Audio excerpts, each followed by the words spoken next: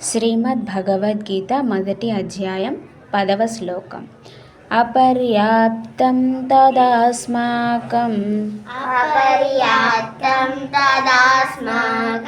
బలం భీష్మాభిరక్షితం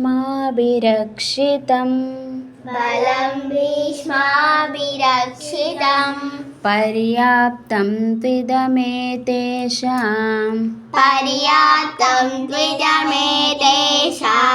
బలం భీమాభిరక్షితం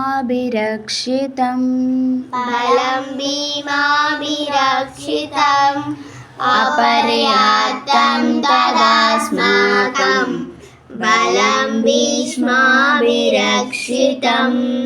పర్యాప్తం త్విదమేతేషాం బలం భీమాభిరక్షితం. అర్థం: మన సైన్యం భీష్మాచార్యుడు రక్షించుచున్నందున అపరిమితమైనది.